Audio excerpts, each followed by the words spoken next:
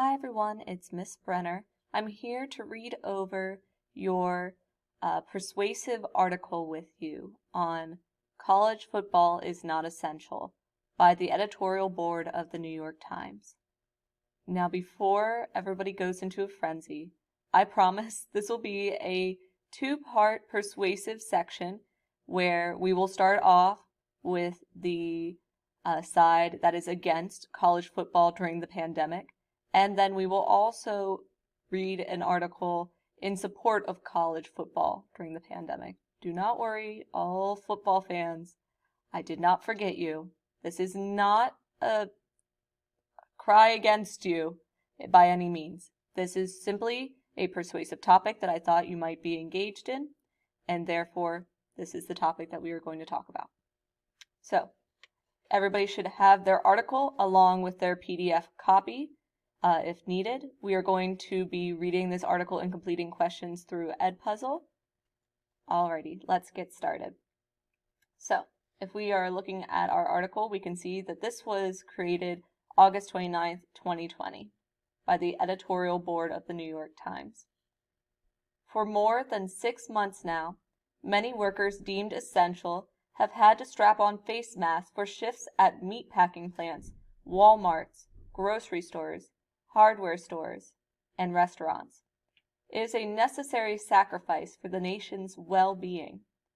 But at universities across the country, while scores of professors, staff, and students start the academic year remotely to curb the spread of coronavirus, another class of workers will be asked to strap on protective gear to do their job, without the face coverings, college football players. Never has the inaccuracy of the term student athlete been put in starker relief than in this misguided and dangerous attempt by the Big 12, Atlantic Coast Conference, and Southern Eastern Conference to press forward with a nearly full season of football games beginning next month, as non-athletic classmates are sent home for their safety. For many college competitors, but for football in particular, the demands of practice and travel can exceed those of a full-time job. The players do it all, however, for no pay, while schools, coaches, television networks, and the conferences profit. Saturday afternoon college football is a way of life for millions of Americans. But the players, and make no mistake, the young people who play for these teams are workers, helping to generate billions in revenue collectively for their universities, are not essential in the middle of a pandemic that has already taken nearly 200,000 lives in the United States. The health and future of the college players deserve far more consideration than they've gotten thus far from their coaches, their fans, and the presidents of their universities. So that is section 1 of our article. For our first question, how would you describe the responsibilities and purpose of a student athlete? Please answer that in Edpuzzle based on your own opinion. Let's make a note. I want to remind you guys that paraphrasing is a rewording of something written or spoken by someone else using approximately the same length of wording. For example, this is the original statement from our current article, College Football is Not Essential. It states, Saturday afternoon college football is a way of life for millions of Americans. If I was to paraphrase that statement, I might say something like, for a large portion of the American population, college football is a sacred weekend tradition. It would not be classified as paraphrased if I said, lots of people like football. So what I'd like you guys to do is to take the underlined portion of section 1 and paraphrase it. The section that I'm referring to states, for many college competitors, but for football in particular, the demands of practice and travel can exceed those of a full-time job. So I would like you to take that statement and paraphrase it in the short answer section on Edpuzzle. For our next question, I would like you to tell me what form of persuasion, ethos, pathos, or logos, is being used in the section that is within brackets with stars in part 1, and explain how you know. The section that I'm referring to states, the health and future of college players deserves far more consideration than they've gotten thus far from their coaches, their fans, and the presidents of their universities.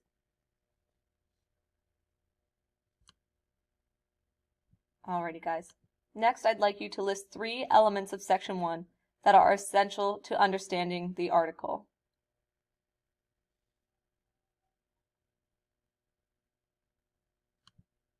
Oops, there we go. Alright, prior to further persuasion, so before we continue on in the article, what is your initial opinion about college football during this pandemic? Please answer in the short answer in Edpuzzle. Alrighty, guys. We are going to continue on in our article with section 2. The Big Ten and Pac-12 conferences, whose members include powerhouses like the University of Michigan and the University of Southern California, this month decided to suspend their coming football seasons until it is prudent for players to return to a sport that is impossible to play while staying 6 feet apart. Until there is such a thing as a socially distanced quarterback sack, the other 3 so-called Power 5 conferences ought to follow suit. The National Collegiate Athletic Association's own physicians raised concerns about the potential for the virus to spread in a contact sport like football. Putting affected players under quarantine for 2 weeks doesn't account for the potential lingering effects of the virus to the heart and brain well after symptoms have abated. One survey by an Ohio State cardiologist, for instance, found a high rate of myocarditis among athletes who had otherwise recovered from the virus.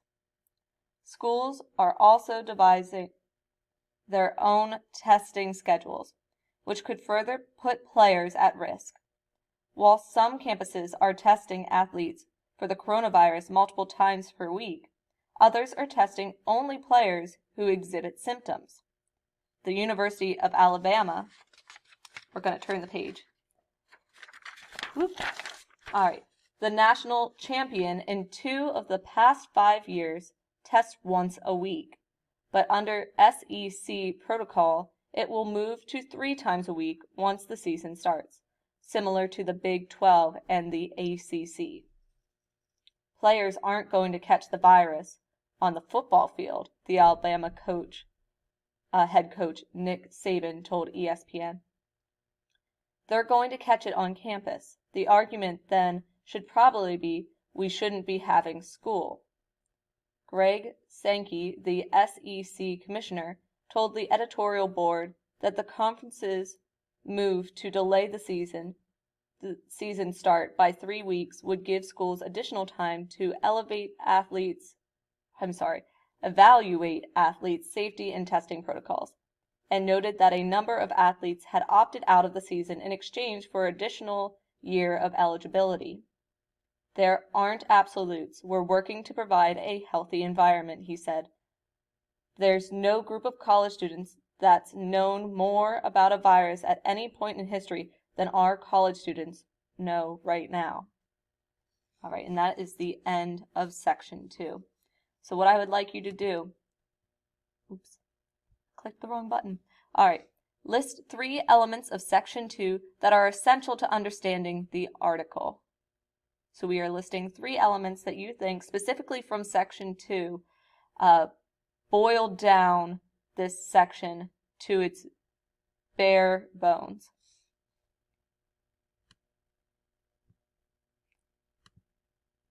All right, so here's just a reminder. Summarizing is different from paraphrasing and quoting. Summarizing is giving a brief statement describing the main point of a piece of writing. So what I'd like you to do is, using the 3 elements you listed for section 2, summarize this section of the article.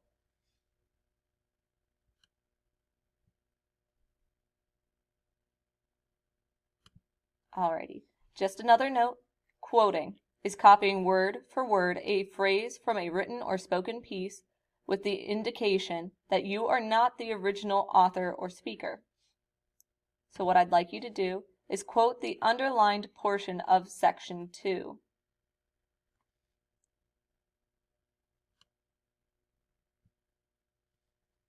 Alrighty. While we are on that, flip back, if you look at the term abated, I'd like you to tell me what does, based off of your understanding of that section of section 2, what do you believe the word abated means? Alrighty guys, we're going to continue on with section 3 of the article. The governors of Florida, Alabama, Georgia, Texas, and other states that are home to 3 conferences rushed to reopen their economies and universities even as coronavirus cases have spiked in their states. Among colleges and universities with the largest coronavirus outbreaks, schools from those conferences account for 8 of the top 10 according to New York Times data. President Trump and a number of lawmakers, including Senators Marco Rubio and Ben Sasse, and Representatives Jim Jordan, have called for college football to return in the face of overwhelming evidence that doing so is a bad idea. The SEC's University of Alabama, for example, sent more than 500 students home for testing positive just days into the semester's start. The clear advice from our medical professionals made the choice obvious to us that we couldn't hold a football season, Larry Scott, the Pac-12 commissioner, said. We have a responsibility to protect our players. And given that we still don't know about the spread of the virus, we simply couldn't play football and look parents in the eye and say, we've got your kids' best intentions in mind. Alrighty, that is the end of section 3. What I'd like you to do is tell me if you were to title section 3. So just like paragraphs oftentimes have headers in articles, if you were to create a title just for section 3 of this article, what would you title this section?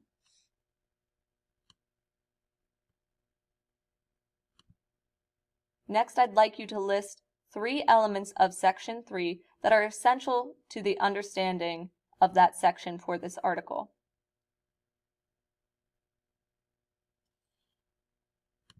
Alrighty. Next, I'd like us to look into section 3.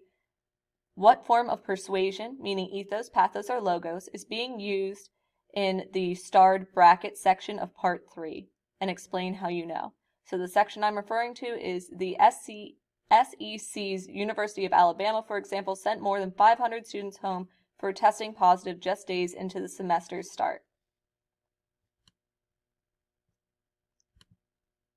Next, I'd like us to look at the section that has the @ symbol at the end of it, and tell me what form of persuasion is being used and how you know as far as ethos, pathos, and logos.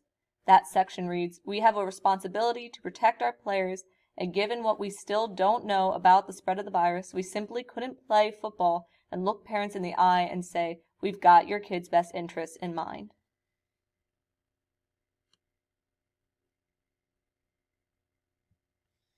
Alrighty, guys. So, we are going to pick up this article with sections 4 and 5 in our next Edpuzzle video. If you have any questions, please feel free to ask me. I am more than happy to help you. I hope that you guys all have a wonderful day, and I'll see you guys soon. Bye.